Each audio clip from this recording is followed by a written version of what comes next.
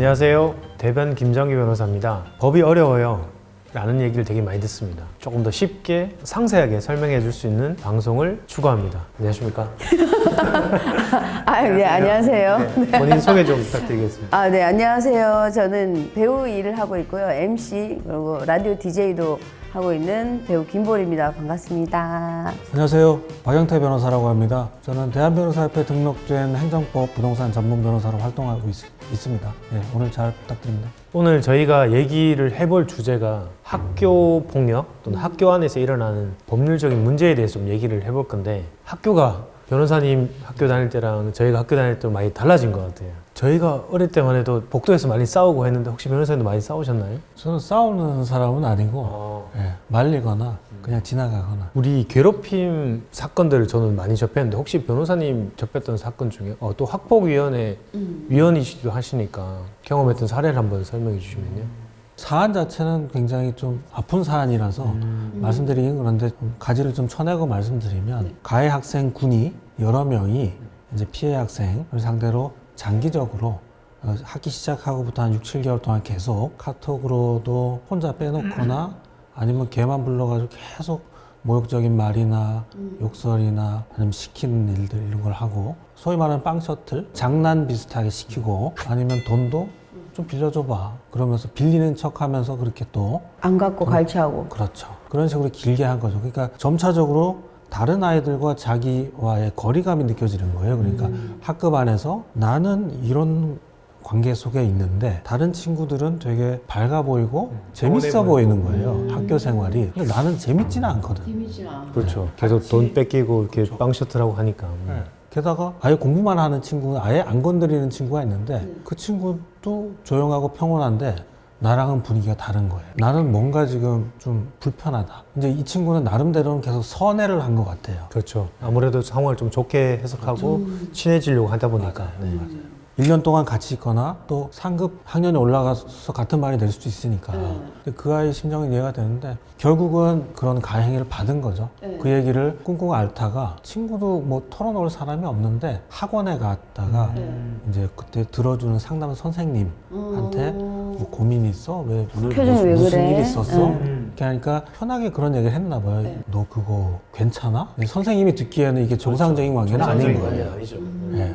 그래서 그걸 통해 가지고 부모님께도 말씀을 드리고, 그리고 이제 학교에도 알리게 되고 이제 수면 위로 올라온 거죠, 그 문제가. 그래서 결국은 학폭위까지 진행이 된 거예요. 그래서 어떻게 됐어요? 아직 진행 중이에요? 아니요, 그거는 뭐 꽤 수년이 지난 사건이기 때문에 다 마무리됐는데 징계 조치도 있었고, 그래서 전학 처분이 된 거죠, 가해 학생들은. 사실 전학 처분이 굉장히 그 학생한테 또 꼬리표처럼 따라갑니다. 왜요? 그냥 가면 그만 아니에요? 지금 우리가 쓰는 SNS를 통해서 예를 들어 아예 서울에서 부산을 간다. 그러면 좀 달라질 수 있지만 대부분의 이제 부모님의 생활 영역이 서울에 있다면 서울을 벗어날 수 없겠죠. 그 바운더리겠죠. 그러면 이제 그 인근 지역으로 가면 물어볼 수 있는 거죠. 학원이라든가 여러 가지. 누가요? 그 주변 친구들이 애들이? 물어볼 수 있는 거죠. 제가 담당하고 상담했던 사건 중에도 서울로 이사 왔는데 뭐 안양에서 온 친구한테 너 왜 왔어? 아빠는 뭐해? 뭐 이런 질문을 서슴없이 하다 보니까 거짓말하면 상관이 없어요. 근데 거짓말 하다가 그 친구의 예를 들어 뭔가가 드러나면 그 친구가 거짓말을 하는 친구라고 낙인을 찍어버리니까 그때부터 또 괴롭힘과 왕따가 또 시작이 되는 거예요. 그래서 사실 이게 우리나라의 지금 법 제도상 전학만이 꼭 모든 상황을 종결시킬 수 있느냐에 대해서는 사실 의문점이 많아요. 제가 아까 말씀드린 사례하고 연결되다 보니까 그때 전학 처분은 이건 가해자한테 지어진 거였고요. 이제 피해자가 전학하는 경우는 이제 본인이 그 생활권을 아예 바꾸려고 하는 경우가 있는 거고. 그러면 저는 궁금한 게, 만약에 그 가해자를 전학을 보냈어요. 한두 명이 아니었을 거 아니에요, 그 가해자가. 주동하는 가해 학생만 주로 전학 처분이 되고, 약간 좀 경미하게 가담한 친구들은 다른 처분들, 뭐 예를 들어 학교 청소 또는 뭐 정학 정도, 뭐 이런 정도까지만 그칩니다. 그러다 보니까 메인이 되는 학생이 빠졌다 하더라도 또 무리가 있기 때문에 그러니까요. 계속 반복되는 경우가 많습니다. 그러니까요. 실제 여러 명이면 학교 폭력 사안에서 이제 징계하는 징계 조치가 한 9가지가 있는데 그 중에 봉사라든지 뭐 청소 이런 거죠. 그런 걸 하는 거는 이제 경미한 부분이고, 좀 센 것들이 이제 학급 교체하는 거, 반 바꾸는 거. 그 다음이 전학 처분, 제일 센 게 이제 퇴학 처분. 그러면 어차피 생활권이 같기 때문에, 그러면 결국 피해 학생이 자기가 이제 사립학교로 가든지 그렇게 구하게 되는 거죠. 아니 피해를 당했는데 도망치듯이 간다는 게 너무 화가 나네요 진짜. 예를 들어 서울을 생각하면 살고 있는 지역에 대부분 초중고를 같이 나옵니다. 부모님도 솔직히 말해서 한 달이 걸리면 다 할 수 있어요. 그러면 예를 들어 저랑 싸웠어요. 네. 그럼 저희 아버지 왜 때렸니? 하면서 물어보지만 결국 싸움은 아빠 대 아빠가 돼버리는 경우가 있거든요.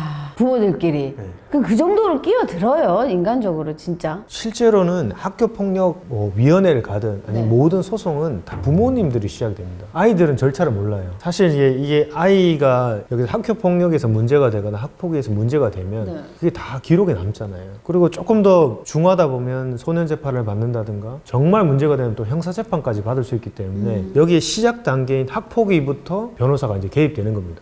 변호사가 개입되는 순간부터는 이 사건이 화해가 되거나 이렇게가 쉽지 않아요. 그러면 끝은 어떻게 되나요? 끝은 이제 소송으로 끝나죠. 사실 이게 어떤 사건이든 간에 초기에 어떻게 진술이 돼 있고 네. 어떤 증거 자료가 있냐가 굉장히 중요하거든요.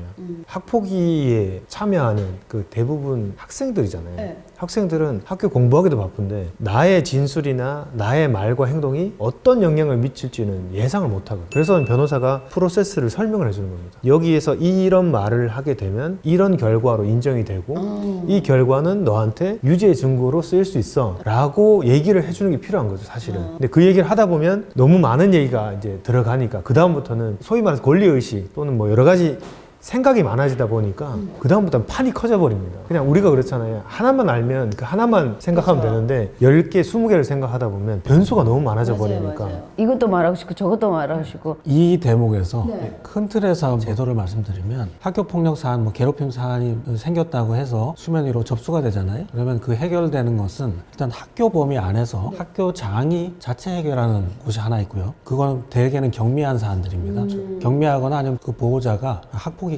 교육청 학폭위까지는 원하지 않는다고 하면 그럼 학교장 자체 해결로 학교 내에서 끝납니다. 근데 그렇지 않은 경우는 이제 학폭위, 교육청에 설치된 학폭위를 통해서 학교폭력대책심의위원회라고 하는데 심의위원들 앞에서 이제 판단을 받는 거죠. 이제 그렇게 해서 만약에 징계 조치가 떨어지면 그에 대해서는 피해자도 또 가해자도 각각 행정심판, 행정소송을 할 수가 있어요. 가해자는 너무 심한 처분입니다 라고 행정심판, 행정소송을 할 테고 피해자는 쟤한테 너무 약한 처분입니다 하고 행정심판, 행정소송을 하는 거죠. 요게 이제 처분에 관한 행정적인 절차인 거고 그것과는 별도로 피해 학생은 가해 학생 부모를 상대로 손해배상 청구, 민사소송을 할 수가 있죠. 내가 입은 치료비라든지 뭐 심리치료도 할 수 있고 최근에는 물리적으로 맞은 게 있으면 그런 물리치료 그리고 위자료, 정신적 손해, 물건 뺏긴 게 있으면 재산적 손해 이런 것들은 또 민사소. 그 학교폭력 예방 및 대처에 관한 법률이라고 해서 거기에 이제 학교폭력의 개념에 대해서 써놨어요. 네. 학교 내외에서 학생을 상대로 한 뭐 폭행, 협박, 뭐 명예훼손 등의 신체, 정신, 재산적인 침해를 일으킨 사건. 학생을 대상으로. 학생이 피해를 입어야 돼요. 그래서 가해자는 학생일 수도 있고 가해자 학생, 피해자 학생 이거 학폭 사건이고 가해자 성인, 피해자 학생 이것도 학폭 사건이고 가해자는 학생, 피해자 성인 일반인 그거는 학폭 사건은 아니고. 야 이것도 개념을 잘 갖고 있어야 되겠네요. 법률에서는 항상 그 개념 규정이 중요해요. 아까 학교폭력이라는 걸 개념적으로 규정을 해놓거든요. 그러니까 우리나라의 법 체계상 죄형 법정주의라 표현할 수 있습니다. 그러니까 모든 형벌과 구성 요건에서는 법률에 규정을 해야지 그에 따라만 처벌할 수 있고 학교폭력도 학생에 대한 대상으로만 해야지 처벌이 가능하고 조치를 취할 수 있습니다. 다른 것은 뭐 일반적인 형법으로 이런 걸로 적용이 되기 때문에. 어렵다. 네, 그래서 법이 어렵습니다. 사실은 법이 어려운데 어렵네요. 그래서 변호사들이 법이 어떻게 규정되어 있고 이거를 실생활에 어떻게 해석할지에 네. 대해서 법률 전문가가 개입을 하는 겁니다. 사실 아까 조금 얘기했지만 모든 사건에는 부모님의 개입이 굉장히 큰 요소입니다. 네.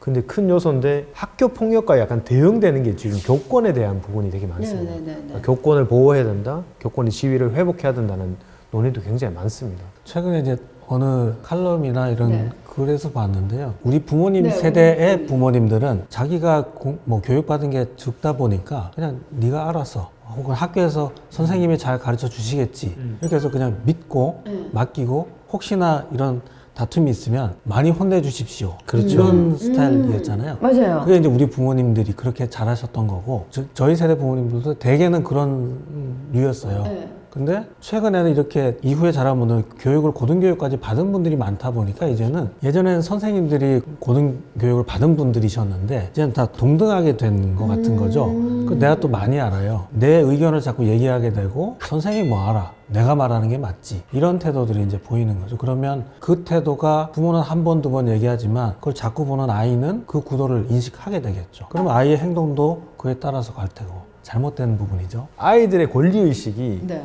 굉장히 훈련을 통해서 많이 올라왔어요. 우리가 가나다라 외울 때 못 외우면 때리댔잖아요. 네네. 뭐 1, 2, 3, 4 못 외우면 그렇죠. 때렸듯이 아이들한테는 학교폭력과 가정폭력에 대한 훈련이 굉장히 많이 되어 있던 거죠. 그래서 무슨 말만 하면 이건 학교폭력이에요 라고 하는.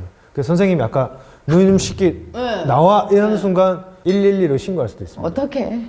그만큼 최근에는 그 타인에게 영향을 끼치는 행위에 대해서 많이 법적인 내용이나 규제가 많이 있습니다. 근데 지금 우리가 얘기하고 있는 학교 폭력인데 사실은 저는 학교 폭력의 또 원인 중에 하나를 생각하는 것이 친구라는 개념보다는 나랑 입시를 다투는 경쟁자에 대한 인식이 되게 저는 크다고 생각하거든요. 예를 들어 뭐 나는 서울대 가고 싶어, 아니면 또 의사가 되고 싶은데 나의 내신 성적을 갉아먹거나 아니면 나를 내신 성적을 밀어내는 경쟁자다고 생각을 하고, 그리고 부모님들이 그렇게 얘기를 많이 하죠. 그러다 보니까 옆에 있는 친구를 어떻게 하면 떨궈낼까, 이 친구의 흠집을 잡을까라는 것도 애들이 굉장히 영악하게 이야기합니다. 그래서 제가 담당했던 사건에서도 물어보면 그 친구 이런 잘못했는데 나도 신고할 수 있냐고 이런 질문을 되게 많이 하거든요. 왜냐면 자기가 예를 들어 신고를 당했는데 저 친구도 나를 그때 괴롭혔어요. 그리고 그 친구가 또 누군 친구에 뭘 했어요 라는 거를 막고서 뭐 이렇게 하려고 합니다. 왜냐면 서로 흠집 내서 나도 잘못되면 얘도 잘못되게 해서 서로 이제 학적부에 기록되고 뭐 이런 것들을 많이 합니다. 그게 이제 어른들하고 비슷해져 가는 거예요. 어른들도 일단 폭행해서 고소 들어가면 땅방 맞고서 하고 맞아요. 그래 놓고 이제 합의 보자. 합의 보죠. 뭐 이런 식으로. 그러면 학생들도 그렇게 합의를 보는 경우가 많아요? 일단 그렇게 스탠스를 맞춰 놓는 거예요. 전략적으로. 우리 계속 그 학교 폭력 얘기를 하고 있는데 네. 학교 폭력으로 좀 더 가해나 피해 정도가 커졌을 때 가해 학생에 대해서 처벌이 문제되거나 아니면 어떻게 형사적으로 좀 문제가 되는 사건들이 있습니다. 제가 담당했던 사건 중에도 학폭 사건 중에 특히 가해가 정도가 심해서 소년 재판으로 넘어가는 사건이 있었는데, 보통 소년 사건으로 갔을 때 그 소년 분류심사원이라고 있습니다. 일종의 이제 구치소와 같은 형태인 거죠. 우리가 형사 재판을 받을 때 재판을 받는 과정에서 재판이 완료가 되면 우리가 흔히 아는 감옥인 교도소로 가고요. 그 전에 재판을 받는 과정에서 구속되어 있는 상태에는 구치소로 가거든요. 그러면은 구속영장 심사 뭐 이런 거 하잖아요. 너무 똑똑하신데? 그러면 그게 그거예요? 영장 발부하면서 네. 영장이 발부가 되면, 영장이 발부가 되는 시점부터 가는 게 구치소. 그러면 도망가지 못하게 하려고? 맞아요. 네. 도주의 우려, 증거인멸의 우려가 있을 때는 구치소에 이제 구속을 시켜 놓는 거죠. 그리고 만약에 형이 확정됐다라고 하면 이제 교도소로 가는데, 소년 사건 같은 경우에는 이제 분류심사원에서 일단 대기, 구치소처럼 대기하고 있고, 만약에 이 아이가 조금 더 교도소 같은 걸 가야 된다라고 하면 소년원으로 보내는 형태이거든요. 제가 얘기 드리고 싶은 게, 분류심사원에 가는 친구들이 가는 순간부터 어떤 일이 벌어지냐면 일단은 집에 못 갑니다. 구치소와 동일하게 거기서 생활을 해야 되고, 우리가 흔히 군대 간다고 생각하시면 돼요. 저도 사회에 있다가 갑자기 군대 가면 군복을 입히고 그다음에 아침에 뭐 5시에 일어나고 뭐 이렇게 하는 것처럼 아이들한테 부모랑 단절되고 갑자기 규칙적인 생활이 들어가는 거죠. 무서울 것 같은데? 그래서 아이들이 굉장히 당황합니다. 그러니까 아이들한테도 그런 규율과 규칙 때문에 굉장히 분류심사원이 충격을 받는. 또 이제 분류심사원 가면 거기서 조사도 이루어집니다. 그러니까 아이한테 사건에 관한 거라든지 심리적인 거라든지 그렇게 해서 거기 보고서를 보고 이제 소년 재판할 때는 그 보고서가 또 중요한 자료가 됩니다. 판사님 판단에. 소년 사건의 법의 취지 자체가 이 아이를 조금 더 교화시키고 방향을 조금 더 좋게 하고 하려는 게 목적입니다. 그래서 그 분류심사원에서도 조사를 하는데 이 아이가 어떻게 하면 좀 성향적으로 다가갈 수 있을까. 그래서 분류심사원에서 그런 조사를 되게 많이 합니다. 그러니까 아이의 행동이라든가 어떻게 보면 심리치료도 하면서 다시는 어찌 보면 그런 가해 행동을 하지 않게끔 하려고 많이 그런 조치를 취하는데, 아이들 입장에서는 분류심사원이라는 곳에 가고 그리고 재판을 받는 순간부터는 아이들이 사실 멘붕에 빠집니다. 근데 그 아이들한테 분명히 잘못됐다라는 건 인식은 시켜줘야 시켜야 된다고 생각합니다. 그래서 말씀하신 것처럼 뭐 구치소는 아니지만 그러니까 소년분류심사원에서 아이들이 경험을 합니다. 나의 행동에 대해서 그리고 조사를 하는 과정에서 또는 법률상 그 보조인들이 이야기하는 과정에서 너의 행동으로 인해서 피해 학생은 이 정도의 피해를 입었고 그 피해가 생각했는 것보다 훨씬 더 오래 갑니다. 트라우마처럼. 맞아. 그 아이가 하는 행동을 누군가 하더라도 그 행동에 자기가 대입되기 때문에 굉장히 고통을 받습니다. 맞아요. 네, 그거를 가해 학생한테 충분히 인식을 시키고 자기 행동에 대해서 잘못됐다는 걸 알고 나서 뭐 정말 피해자한테 사과를 하고 제가 담당했던 사건에서는 편지를 많이 썼습니다. 피해자한테 누구누구야 내가 그때 무심코 너한테 툭툭 치면서 했던 말 그리고 무심코 너한테 했던 행동들이 정말 너한테 힘들었겠구나. 제가 그때 보조인일 때는 본인이 직접 써야 된다고 얘기를 했어요. 그래서 정말 본인이 진심을 담아서 써야 된다. 근데 그걸 읽으면서 정말로 많이 웁니다. 근데 그걸 읽는 모습을 바라보는 아버지, 어머, 고모, 할머니가 다 울어요. 정말 아까 말씀하신 것처럼 소년재판에 들어가면 그 재판에서 읽게끔 해요? 보통 판사님들이 최후 진술처럼 하라고 할 때 그 아이들이 그런 편지라든가 그걸 있습니다. 읽으면서 자기가 그 다음에 어떤 결정이 나올지 모르기 때문에 불안감이 엄청 커지는 거예요. 그때 자기도 불안하지만 내 행동으로 해서 피해 입은 아이들에 대한 생각도 이제 막 올라오는 겁니다. 근데 그 다음부터는 거의 한 몇 분 정도가 다 울음바다입니다. 다 울고 있어요. 꼭 이렇게 드러나서 고소를 하고 법률적으로 가야지만 소년분류심사원에 갈 수 있는 거죠. 사실 신고 안 하면 알 수가 없지 않아요? 네. 아니 저는 궁금한 그 피해자들이 그러니까 예를 들면 이제 가수들이나 배우들이 이제 SNS를 올려서 터뜨리잖아요. 네.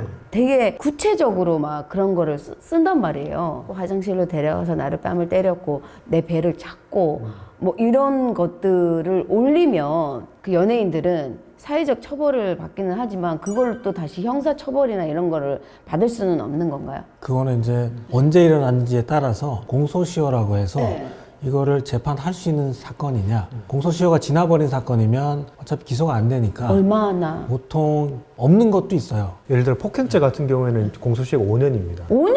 예를 들어 지금 뭐 25인데 15살에 발생했던 사건을 지금 폭로한다 하더라도 폭행에 대해서는 이제 시효가 지난 거죠. 그러면 사건은 있었다고 인정이 되더라도 형사적으로는 처벌할 수 없는 상태가 됩니다. 오늘 학교에서 발생하는 폭력과 그리고 학교에서 일어났던 여러 가지 문제에 대해서 좀 얘기를 나눴고요. 그리고 이 아이들이 만약에 소년 사건이 됐을 때는 어떤 절차가 이루어지는 것까지 우리 박인태 변호사님의 얘기를 좀 나눴습니다. 어떠셨어요? 오늘 저희가 이 부분을 얘기를 하면서 저는 진짜 몰랐던 것들도 많이 알았고요. 전 많이 속상했습니다. 아, 네. 변호사님 어떠셨어요?